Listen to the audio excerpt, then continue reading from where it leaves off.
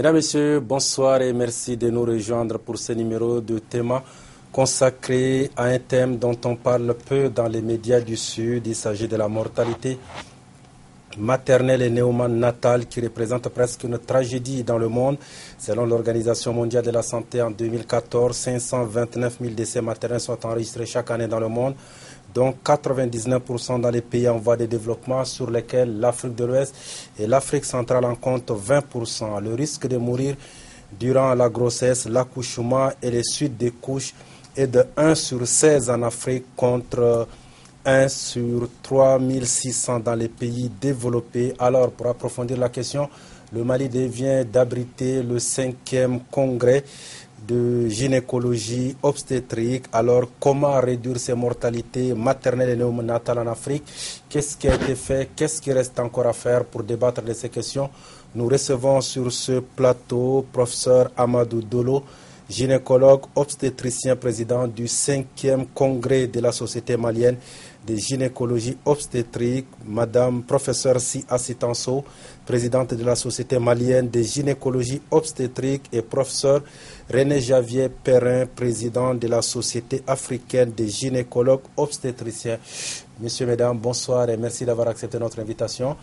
Je me tourne d'abord sans faire de la discrimination. J'aurais pu commencer par vous, madame, mais je commence par professeur Dolo. Vous êtes le président du 5e congrès de la Société malienne de gynécologie obstétrique. Alors, dites-nous, de quoi avez-vous débattu durant ce congrès? Ce congrès, merci, comportait un certain nombre de thèmes. Il y a le thème principal que vous avez quasiment énoncé, c'est que la mortalité maternelle et néonatale est une tragédie, bien entendu, et le thème principal est intitulé « Mortalité maternelle et néonatale, quelle place pour les sociétés professionnelles de santé, notamment la Société de gynécologues et obstétriciens du Mali et la Société des gynécologues obstétriciens africains ». Il y a des thèmes secondaires aussi que nous avons abordés, à savoir le cancer du col de l'utérus et du sein, c'est ce qu'on a appelé les cancers gynécologiques et mammaires, la planification familiale, l'élimination de la transmission mère-enfant du VIH. Nous avons parlé des fistules vésico-vaginales, de la santé des adolescents, et je crois que c'est l'essentiel des thèmes que nous avons abordés lors de ce congrès, qui a ouvert le 28 et qui a été clos hier, le 30. D'accord. Professeur Assitanso, vous êtes non seulement vous êtes femme, vous êtes plus concernée par ces thèmes-là aujourd'hui? Oui, beaucoup. Et disons que la mortalité maternelle, comme l'a si bien dit le professeur Amadou Dolo, c'est vraiment une véritable tragédie. Parce que mourir en donnant la vie, je pense qu'il n'y a pas plus dramatique que ça. Et en tant que femme, je dirais que ce congrès nous a permis, par rapport au thème principal qui est la mortalité maternelle et néonatale, nous a permis d'échanger avec nos confrères de la sous-région, parce que parmi les congressistes et nos invités, il y avait des Burkinabés, des Ivoiriens, des Nigériens, des confrères gynécologues obstétriciens de la République centrafricaine et je pense que c'est tout. Du Bénin. Et du Bénin, pardon. Je m'excuse, le professeur Javier Perret est béninois et voilà que j'oublie le Bénin. Voilà. Donc, voilà, et comme je le disais tantôt, pendant ces 3 jours-là, nous avons débattu du problème de la mortalité maternelle et néonatale. Nous savons que par rapport à cette mortalité maternelle, il y a déjà des stratégies qui ont été identifiées. Parmi ces stratégies-là, nous avons la promotion de la planification familiale. Malheureusement, chez nous, malgré vraiment tout ce qui a été fait pour booster la prévalence de cette planification familiale, il y a beaucoup d'efforts qui restent à faire parce qu'on voit que vraiment la progression n'est pas à hauteur de souhait, parce que c'est une progression un peu timide à notre avis. D'accord. On reviendra sur les difficultés tout à l'heure. Et professeur Perrin, vous venez du Bénin, votre présence à ces congrès-là montre l'importance du thème débattu. Oui, disons que ce thème est important parce que depuis la création de la Société africaine des gynécologues obstétriciens, il y a plus de 25 ans, c'est un thème qui est récurrent et nous nous retrouvons régulièrement pour faire le point sur la question. Mais ce qui est important de considérer, c'est que il est important quand nous, professionnels africains, nous puissions nous retrouver pour faire part de nos expériences respectives afin d'identifier les meilleures pratiques pour pouvoir les mettre en œuvre dans les pays respectifs. D'accord. Mais professeur Dolo, oui, chacun a évoqué ici, il y a des difficultés quand même dans ces métiers-là. Est-ce que cela est dû au fait qu'il y a crise des professions dans ce corps-là, c'est-à-dire des gynécologues obstétriciens, qui montrent que le taux est élevé, le taux de mortalité maternelle et néonatale, ou bien c'est parce qu'il y a un manque d'infrastructures sanitaires dans nos pays? Je crois qu'il y a un peu de tout cela. Je vais vous dire, le professeur Si a rappelé les stratégies. Je crois qu'il faut distinguer 3 groupes de stratégies. Le premier groupe, c'est de faire en sorte que la femme enceinte puisse accéder à un personnel compétent pour son accouchement. Si possible, mettre cela à la disposition de toutes les femmes enceintes. Il s'agit là d'une question de couverture, bien entendu. Et la grossesse et l'accouchement peuvent se dérouler dans un contexte de complications qui ne sont pas toujours prévisibles. Et quand la complication arrive, il faudrait que nous ayons... Même dans des cas de consultation dans les cas de consultation prénatale, il peut y avoir des complications. Alors, et en ce moment, les complications, nous les savons les plus courantes. Et nous savons ce qu'il faut faire pour traiter ces complications-là. Il faut que cela soit disponible tout de suite. Donc, c'est ce que nous appelons les soins obstétricaux et néonataux d'urgence, qui concernent non seulement la femme, mais aussi la femme enceinte, mais aussi le nouveau-né. Le troisième élément, c'est que les grossesses non désirées, parce qu'on n'en a pas souvent parlé, qui sont pratiquement très nombreuses dans le monde. C'est 80 millions de grossesses dans le monde. Et parmi cela, nous avons près de 60 millions de grossesses non désirées qui vont aboutir à se faire enlever ces grossesses. Parce que celle qui ne désire pas avoir sa grossesse va entreprendre des méthodes pour s'en débarrasser. Et cela peut entraîner des complications. Et le plus souvent d'ailleurs, ces complications sont graves parce que ça se passe dans des conditions extrêmement difficiles et c'est ce qu'on appelle des avortements qui ne sont pas sécurisés. Donc il faut faire en sorte que ces grossesses non désirées ne surviennent pas. Il faut mettre la planification familiale à la disposition des femmes et surtout des jeunes filles, des adolescentes, parce que c'est ce groupe-là que ça concerne. Donc, vous voyez que les stratégies, elles sont connues. C'est faire en sorte que la disponibilité de ces services-là soit la meilleure possible en termes de répartition géographique, en termes de qualité de services qui y sont dispensés, en termes de ressources humaines qui y sont, n'est-ce pas, et qui peuvent faire face à l'ensemble de ces situations-là. C'est pour cela que la question des ressources humaines en santé de la reproduction est une question primordiale. Nous savons déjà que la plupart de nos pays du Sud peinent à avoir les ressources humaines dont elles ont besoin. Et celles qui sont là, quelquefois, sont tentées de s'expatrier pour des conditions salariales souvent meilleures et des conditions d'exercice qui sont meilleures. Alors, donc, il y a ce qu'on appelle la fuite des cerveaux, la suite des compétences.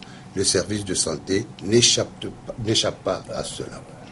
Donc, vous voyez que cette disponibilité en structure de santé nécessite des ressources importantes. Il faut construire.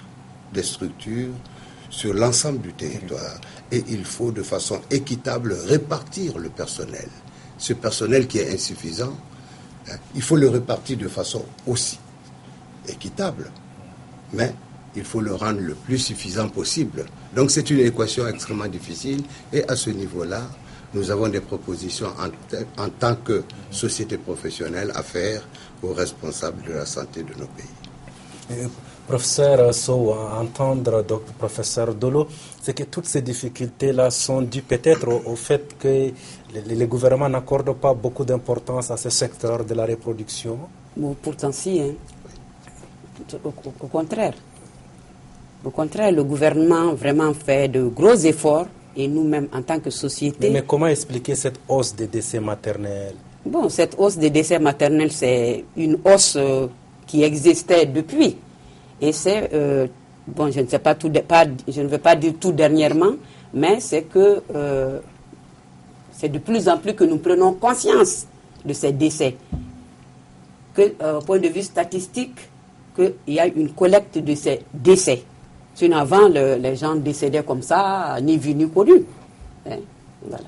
Mais aussi, professeur, hein, on a l'impression que... Parce que sinon, si je parle du fait qu'en 1995, il y avait au moins 577 décès maternels. Mais avec les progrès, bon, peut-être que c'est des progrès qui ne sont pas à hauteur de souhait. On aurait souhaité que ça soit beaucoup plus rapide, le taux baisse beaucoup plus rapidement que ça.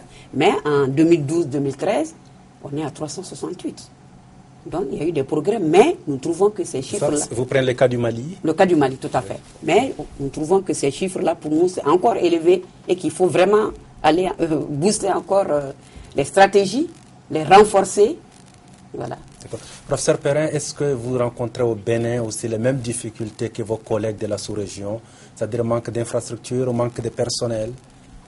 Oui, ce sont des faits qui caractérisent la sous-région, mais il y a aussi une question de l'organisation des services de santé. Vous aviez évoqué, par exemple, la consultation prénatale. Bon, ce n'est pas une priorité, mais ce qui est important, c'est la qualité du service délivré. C'est pour ça que les services doivent être délivrés en fonction d'une certaine norme, de manière à pouvoir effectivement prendre en compte les problèmes et arriver à régler les urgences. Et là, c'est aussi quelque chose qui manque parce qu'on a l'impression que les personnels ne sont pas motivés pour travailler à tous les niveaux. Parce que c'est à tous les niveaux. Il faut que ces services soient accessibles à tous les niveaux et ensuite qu'ils aient les moyens, les intrants pour pouvoir réaliser cela. Alors, je sais que beaucoup de pays ont voulu promouvoir la gratuité des soins d'urgence. Mais dans la réalité des faits, c'est vraiment quelque chose qui est difficile parce que cela a un coût et il faut pouvoir faire les investissements nécessaires en permanence. Oui, professeur, on a l'impression que les intellectuels africains, les professionnels de la santé, sont cantonnés dans des villes. Nous, au cours de nos différentes missions, on a sillonné beaucoup de pays de la sous-région, aller dans les fonds des villages, on a l'impression qu'on n'est pas au XXIe siècle dans certaines contrées africaine, il n'y a ni route, ni eau potable, ni dispensaire. Alors comment est-ce que vous, au niveau de vous, vous allez répercuter, par exemple, les stratégies adoptées là, au niveau de ces campagnes, de ces hameaux reculés? C'est vrai, vos constats sont tout à fait justes. Mais il faut se rendre à l'évidence que ce n'est pas aux agents de santé seulement de s'occuper de la problématique de la mortalité maternelle et néonatale. C'est une problématique qui est multisectorielle, multidimensionnelle. Et tous les secteurs de la vie publique doivent intervenir pour leur part à faire en sorte que les routes puissent être carrossables. Parce que quand moi je suis de la région de Mopti, dans les zones inondées, pour rallier deux localités distantes de 15 km, vous pouvez passer toute la journée sans arriver à votre objectif. Donc je crois que ce sont des situations qui interpellent là le secteur des travaux publics. Il y a le secteur de l'agriculture également. Vous voyez, Mais qu'en est-il des médecins qui refusent d'être affectés dans les campagnes parce qu'ils pensent qu'ils ne peuvent pas mieux exercer dans les campagnes, alors que nos campagnes, c'est la majorité des populations, à 80, 70 à 80%. Oui. Vous savez, je dis qu'il faut une répartition équitable. C'est ce qu'il faut faire. Il y a des initiatives qui ont été prises. Dans certains pays, on a fait en sorte qu'il y ait des primes suffisamment attrayantes pour ceux qui acceptent d'aller dans les zones que nous appelons les zones défavorisées. Alors, cela, c'est des initiatives que l'on peut répliquer là où cela peut être répliqué. Alors, donc je crois qu'il faut faire en sorte que nous, sociétés professionnelles, nous soyons impliqués dans l'affectation des ressources humaines. Jusque-là, cela ne se passe pas. L'affectation des ressources humaines dans la plupart de nos pays est dévolue exclusivement au ministère de la Santé et à ses démembrements administratifs, mais on souhaite qu'il y ait une implication des sociétés professionnelles qui prennent leurs responsabilités par rapport à ces questions-là, parce que la question qui va être posée à ces sociétés, comment allons-nous faire pour que cette répartition équitable puisse être une réalité? Et là, nous nous emploierons à faire en sorte que nous prenions notre part de responsabilité dans cette gestion des ressources humaines. D'accord. Professeur Assitanso, est-ce que au niveau des campagnes, par exemple, vous allez sensibiliser les gens là-bas, les femmes, pour leur dire non, venez faire des consultations prénatales? Et l'autre volet de la question, c'est qu'est-ce qu'au niveau des universités, vous formez assez de professionnels de la santé, notamment dans le domaine de la gynécologie? Oui, nous avons même un DES, c'est-à-dire que nous formons au niveau du Mali, nous formons des gynécologues obstétriciens depuis quelle année? 2005. Depuis 2005. Ah oui. Oui. Ça veut dire que bien avant, les étudiants sont obligés d'aller ailleurs pour se former? C'est ce qui est arrivé jusque-là. Mais depuis 2005, nous avons notre CES, on a comme DES de gynécologie obstétrique, et nous formons Mais au niveau des Maliens, d'autres étrangers qui viennent de la sous-région pour venir s'inscrire. Mais s'agissant de la sensibilisation du monde rural, qu'est-ce que vous faites, vous en tant que professionnel? À travers de les la médias. santé? À travers les médias, nous faisons des sensibilisations avec justement l'équipe du ministère de la Santé. Les sages-femmes, dans les différents centres de santé de référence, dans les hôpitaux. Nous travaillons avec ces sages-femmes-là par rapport à la sensibilisation. Nous faisons des causeries dans les médias, dans les journaux. Et un exemple patent, c'est justement l'organisation de ce congrès scientifique. Vous avez tous les étudiants, pas tous les étudiants, mais qui étaient composés d'étudiants de la faculté de médecine, qui étaient composés d'infirmiers, qui étaient composés de sages-femmes, qui étaient composés de gynécologues obstétriciens, et des étudiants en spécialisation de gynéco. Donc, et au cours de ces rencontres, nous parlons vraiment de tout ce qui constitue des problématiques par rapport à cette mortalité néonatale et les stratégies qu'il faut renforcer. D'accord. Oui, allez-y, professeur Dello. Vous savez, la problématique de la mortalité maternelle reconnaît des facteurs favorisants, et ça c'est important. Il y a des facteurs socioculturels, il y a des facteurs médicaux, bien entendu, et les causes réelles. Donc dans les facteurs favorisants, socioculturels, il y a les habitudes que nous avons prises dans nos communautés. Vous savez, nous avons la nuptialité précoce. Quand, dans une communauté, les filles sont mariées à 11, 12, 13 ans, vous voyez, parce que les populations, en le faisant, sont de bonne foi. Souvent ne savent pas quelles répercussions cela peut avoir sur la vie reproductive de cette adolescente-là. Dans certains villages, on vous dira, une femme enceinte ne doit pas manger des œufs. Peut-être que les œufs sont la seule source de protéines. Alors, donc vous voyez que déjà l'alimentation qu'elle a en temps ordinaire n'est pas équilibrée, et on approfondit ce déséquilibre-là en soustrayant de cette alimentation, du fait de son état de grossesse, un aliment qui est aussi essentiel. Mais oui, c'est là, professeur, où doit intervenir votre rôle. Il faut sensibiliser les communautés. J'en venais justement, et vous savez, le thème principal, nous l'avons dit, c'est quel rôle nous devons jouer. Nous devons jouer un rôle d'éducation, de plaidoyer, de sensibilisation. Ça, nous voulons le jouer encore plus fortement qu'auparavant. Et c'est cette revendication aujourd'hui que nous avons, et nous sommes certains d'être entendus par les autorités publiques pour que, effectivement, notre implication dans les programmes nationaux, parce qu'il y a des programmes nationaux, nous souhaitons participer beaucoup plus fortement que nous le faisions jusque-là. D'accord. Professeur Perrin, est-ce qu'au niveau du Bénin, par exemple, on peut parler d'une hausse, par exemple, des grossesses non désirées également? Il y a des obstacles socioculturels qui empêchent les sensibilisations en matière de santé de la reproduction?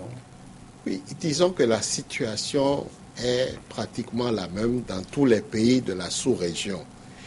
Et ce qui est important, donc, comme vous dites, il y a les obstacles socioculturels, mais aussi il y a en quelque sorte la mobilisation du personnel, parce que vous dites, est-ce que vous allez faire la sensibilisation? Le système sanitaire est organisé de telle manière que c'est un système en pyramide. Donc il faudrait que jusqu'aux dernières ramifications de la pyramide, le travail que vous dites de sensibilisation soit fait par tous les agents de santé. Ce n'est pas uniquement une question de gynécologue, etc. C'est une question d'utiliser tous les moyens pour donner des conseils, faire reconnaître les signes de danger, dire quelles sont les situations qu'il faut éviter pour ne pas avoir ces problèmes.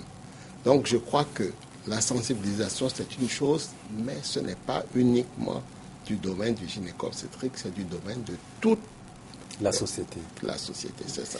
Ouais. Professeur Sow, au niveau du Mali, par exemple, qu'est-ce que vous faites concrètement dans ce domaine-là, le domaine de la sensibilisation? J'insiste, c'est la sensibilisation des jeunes filles, les grossesses précoces, non désirées.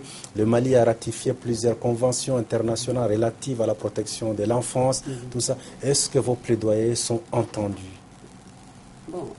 Quand on sait qu'on continue à marier des filles de 11 ans, 12 ans, 13 ans dans nos contrées. C'est ça. Bon, le problème, c'est que, comme l'a si bien dit le professeur Dolo, nous avançons des idées, mais là, il faut que ces idées soient prises en compte par nos autorités. Par nos autorités. Par exemple, vous avez le problème de mariage. Je me rappelle qu'on a fait il y a eu un congrès, il y a 3 ans comme ça, où on a demandé à ce que l'âge du mariage soit ramené un peu à 21 ans, plus que 18 ans.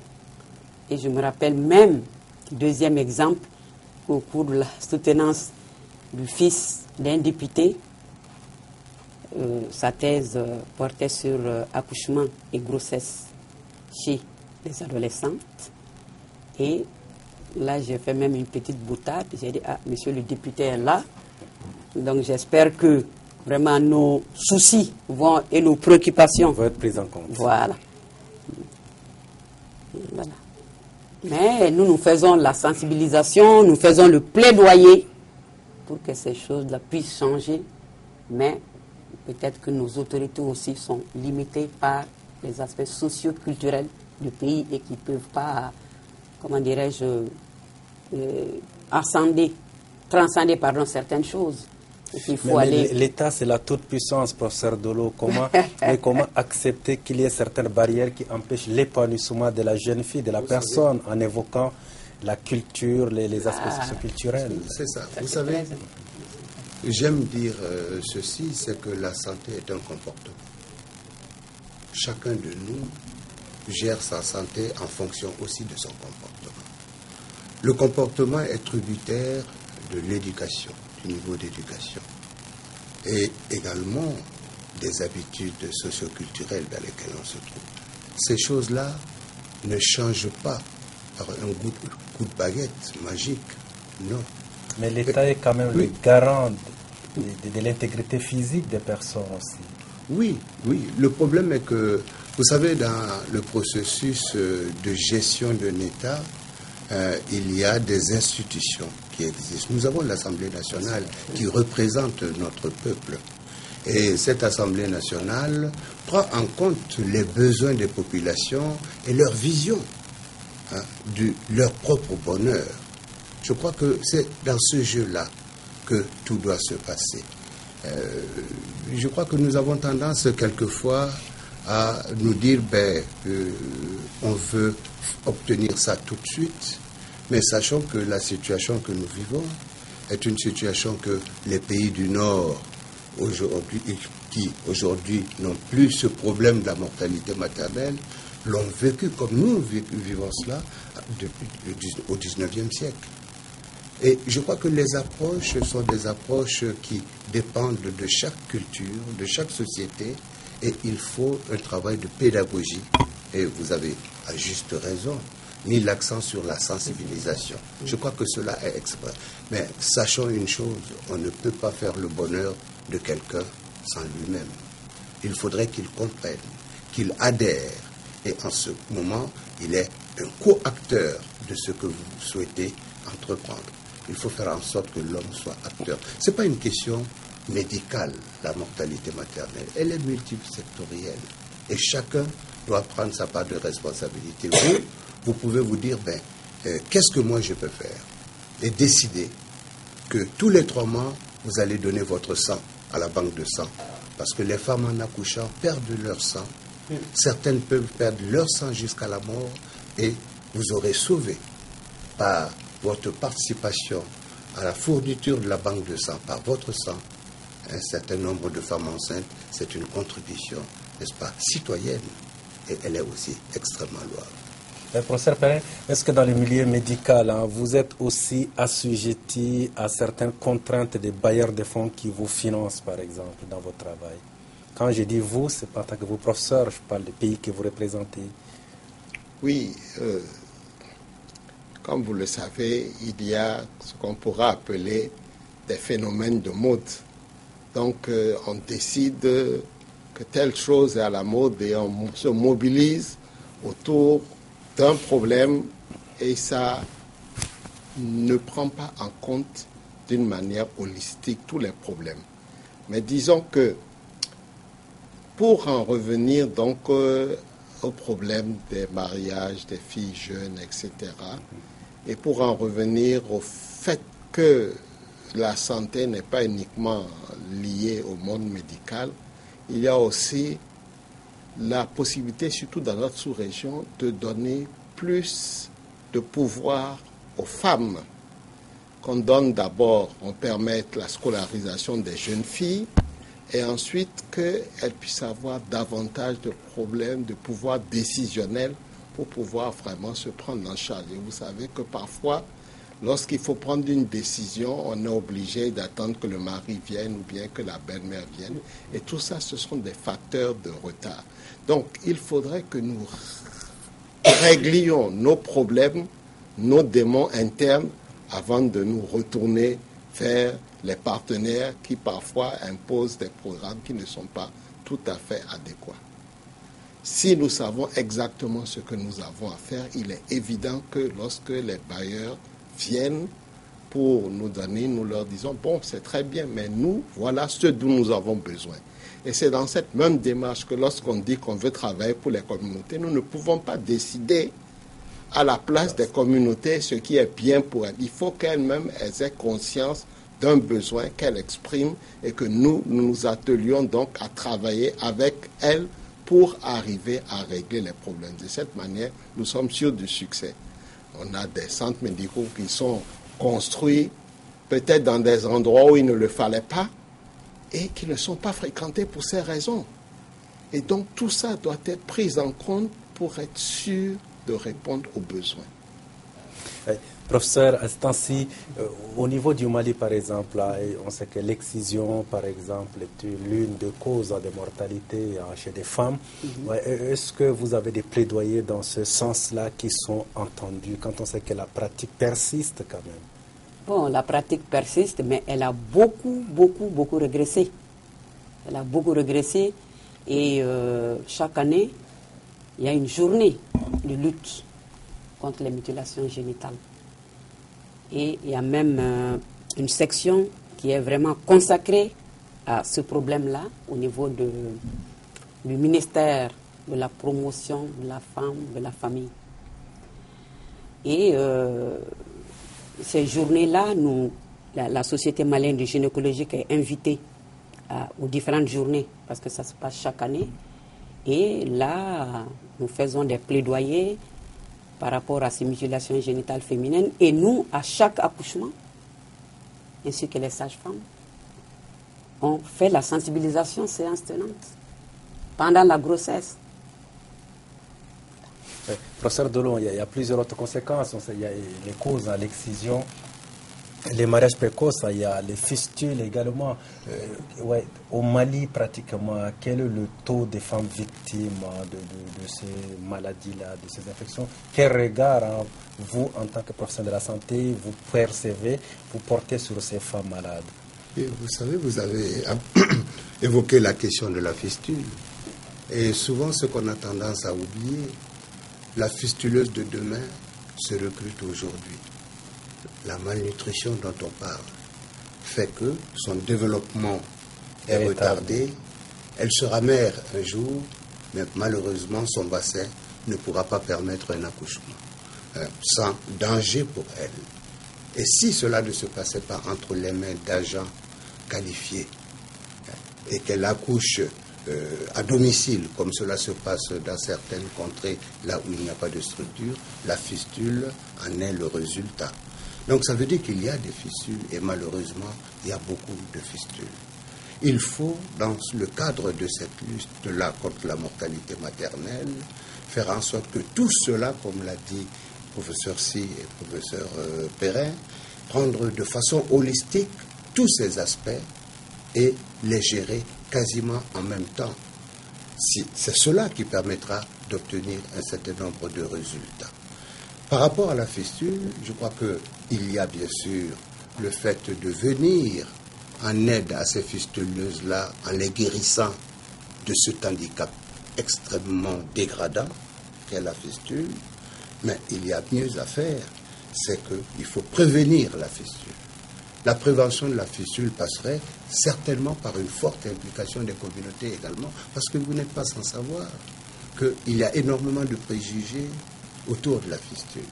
Souvent on dira qu'il y a, c'est un sort qu'on a jeté, et ceci et cela. Et les populations, certaines personnes y croient. Donc il faut déjà expliquer que ce n'est pas le cas.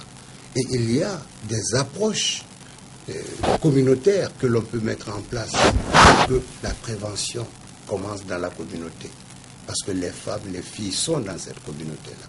Donc la prévention est un aspect extrêmement important. Et nous, dans nos structures également, nous allons entreprendre mettre en place des actes qui vont tendre à prévenir la survenue de ces fistules-là, dont le premier acte est de faire en sorte que nous-mêmes nous soyons compétents et que nous-mêmes, agents de santé, nous soyons nombreux et qu'aucun accouchement ne se passe dans notre pays sans l'assistance de plus de sages-femmes. C'est cela aussi la prévention. Donc vous voyez que tous ces aspects sont vraiment essentiels. Et pour en revenir à ce thème principal, c'est ce rôle-là que nous voulons encore jouer avec beaucoup plus de force. Est-ce que vous n'avez pas l'impression, professeur Perrin, de venir sur ce terrain-là plus tard, en essayant de définir aujourd'hui le rôle, par exemple, de la société, des gynécologues dans la prévention, etc., de la mortalité maternelle et néonatale? Vous n'avez pas l'impression de venir tardivement sur le terrain? Il ne fallait pas le faire bien avant, par exemple? Comme je vous expliquais, nous ne venons pas tardivement sur le terrain. Toute personne qui est confrontée même à un seul décès prend conscience de cela. Mais pour avoir un poids, il faut être organisé.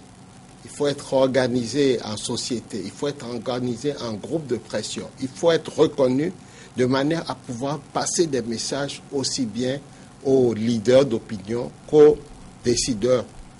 Et c'est sur ce point-là qu'il y a vraiment intérêt à avoir une société, parce que comme vous le savez, si on veut vraiment arriver à ces fins, il faudrait vraiment avoir un groupe de pression. Une hirondelle ne fait pas le printemps. Et donc, nous n'arrivons pas trop tard, nous sommes là et nous devons continuer notre action de manière à pouvoir améliorer la situation. Mais quel est aujourd'hui votre groupe de pression? Vous disposez de quoi? De quelles mesures coercitives, par exemple, pour contraindre certains, le gouvernement à dire oui, c'est la mortalité maternelle et néonatale est une tragédie, il faut le prendre en considération. Le professeur Dolo évoquait tout à l'heure, pour que la sensibilisation se passe, il faut l'implication de tout le monde, mais on a l'impression qu'il y a une crise de formation ou crise de profession. Oui, mais déjà, le fait que nous soyons là en train de discuter avec vous et l'audience de votre chaîne, certain nombre de personnes de la société civile vont vraiment mieux prendre conscience du problème. Nous avons évoqué donc l'interpellation des députés, etc. Mais cela, c'est parce que ce sont des autorités, des gens qui ont l'autorité morale, qui sont reconnus comme des scientifiques, qui ont fait des études, qui peuvent bien apporter les arguments, les preuves pour convaincre donc les décideurs et les politiques d'infléchir la situation d'une manière ou d'une autre en mettant en place telle ou telle mesure.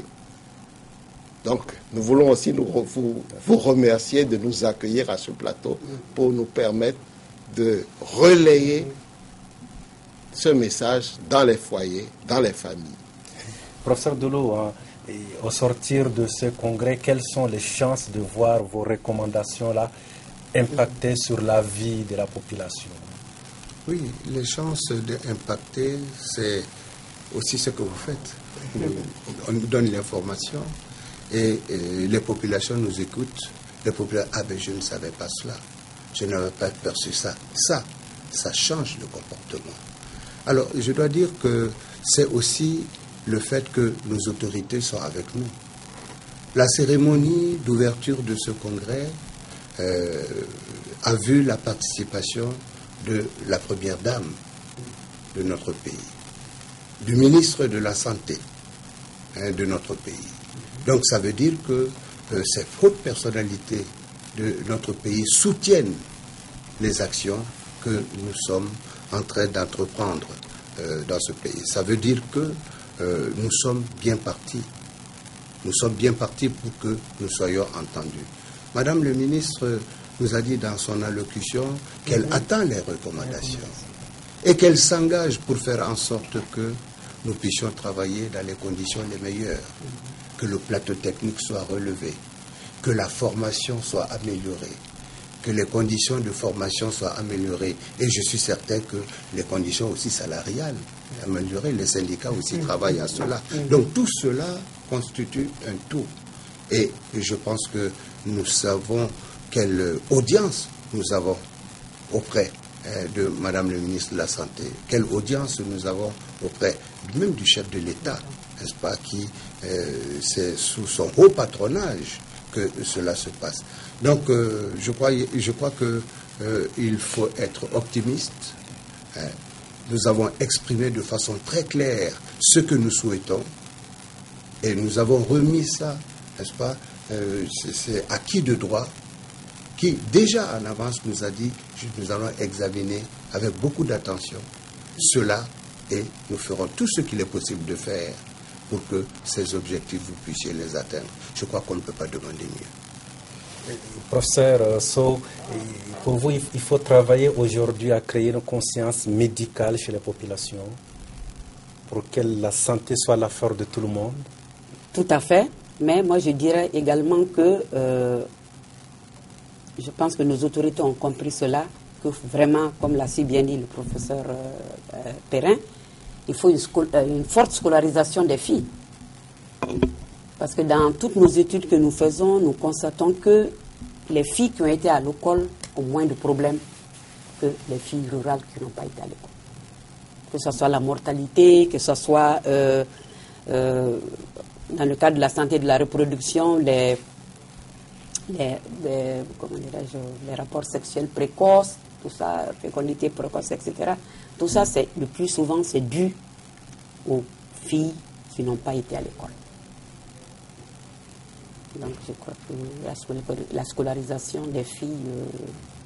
ça semble être le moteur. Hein. Le moteur, vraiment. D'accord. Professeur Perrin, aujourd'hui, quelles peuvent être les solutions pour réduire de façon significative, par exemple, la mortalité maternelle et néonatale en Afrique? Oui, mais ces stratégies ont déjà été évoquées par le professeur Dolo. Il faudrait que toute femme enceinte ait accès 24 heures sur 24 au système de santé pour recevoir des soins de qualité. Les gouvernements essaient de s'y atteler. Ça dépend des ressources humaines, des ressources matérielles. Donc, il faut bien savoir que la santé, c'est un droit. Et il y avait le slogan qui disait « Santé pour tous » d'ici à l'an 2000. Nous avons dépassé 15 ans et malheureusement, nous n'en sommes pas encore là. Mais si ces conditions sont remplies, finalement, je crois que le problème de la mortalité maternelle sera derrière nous. Parce qu'il y a des pays où il y a peut-être même moins de ressources qu'en Afrique, mais où on obtient, où des bons résultats ont été bien obtenus. Nous avons le cas de Cuba, mais il y a aussi des pays comme le Sri Lanka, où qu'on peut citer un exemple. Donc, c'est pour dire qu'il y a la volonté politique, il y a le travail des professionnels de la santé et il y a aussi l'implication de toutes les communautés. Est-ce que là, vous n'êtes pas plutôt plus optimiste, professeur, quand on sait, je l'ai évoqué tantôt, quand on s'aventurait à l'intérieur des terres africaines, on a l'impression que ce n'est pas dans le même pays, nous ne sommes pas dans le même pays, pas d'infrastructures sanitaires. Comment faire en sorte que toutes les femmes, toutes les personnes concernées par ces maladies-là soient soignées, soient prises en compte 24 heures sur 24, professeur Dolo? Oui, ben, vous savez, j'apprécie votre cri de cœur par rapport à cette question-là. Mais les réalités sont têtues. Nous sommes dans des pays à ressources limitées. Tout est prioritaire. Et nous ne pouvons pas tout entreprendre en même temps. Et c'est pour ça que ce soit l'ensemble de la nation, je dis bien la nation, ayant pris conscience d'un certain nombre de questions prioritaires, n'est-ce pas, hiérarchise aussi les actions à mener. Parce que si on n'a pas les ressources pour faire tout en même temps, prenons la question de l'électrification. Nous sommes dans votre salle, il y a beaucoup de lumière là. Mais dans les zones rurales, il y a peu de lumière. L'énergie que nous avons est une énergie thermique, pour la plupart, et hydraulique aussi. Mais elle n'est pas suffisante pour apporter l'énergie à chaque citoyen de ce pays. Mais je crois que nos gouvernants en ont conscience. Et ça fait partie du programme qui est le leur. Mais vous voyez, la question de la mortalité maternelle est aussi ça. Il faut faire en sorte que la disponibilité des services soit la plus large possible et la plus équitable possible en termes de qualité. Qu'une femme qui a des problèmes à Blas, si il faut un service de réanimation pointu, que le système de santé soit organisé de manière à ce que la référence puisse se faire et qu'elle puisse bénéficier du plateau technique de l'hôpital du Projet ou de l'hôpital Gabriel Touré, parce qu'elle ne dispose pas de cela à Blas, ou peut-être même pas à Ségou. Donc, il s'agit d'être suffisamment outillé pour cela. Donc, c'est assez complexe, mais faisons en sorte que toute femme, dès lors qu'elle a besoin d'un service, ce service puisse être mis à sa disposition, soit localement, soit par un transfert vers une autre structure. La question des routes, vous l'avez dit, la question des ambulances, leur disponibilité, ok? Et il faudrait également que les populations soient fortement sensibilisées pour que les associations communautaires de santé, dont le rôle est essentiel également dans la santé de la femme, de la mère et de l'enfant, jouent pleinement leur rôle. Les quotes-parts des communautés, vous voyez que ça, c'est des aspects qui sont également extrêmement importants. Que chacun joue sa participation et je pense que nous allons avoir les résultats. Je répète ce qui a été dit, la mortalité maternelle peut être prévenue, mais c'est l'affaire de tous et de chacun et en même temps. D'accord. La conclusion, le dernier mot revient à vous, professeur Estanso. Vous êtes femme, on dit ce que femme veut, Dieu le veut. Quel est votre cri de cœur?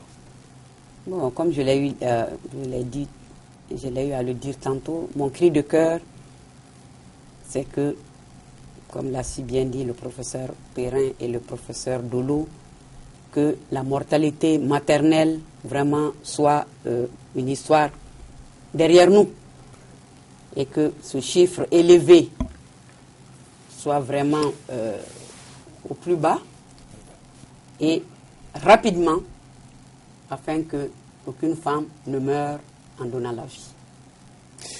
Merci, c'est sur ces mots d'espoir que se referme ce numéro de Théma. Merci à vous de l'avoir suivi. Passez d'excellents moments à notre compagnie et à jeudi prochain.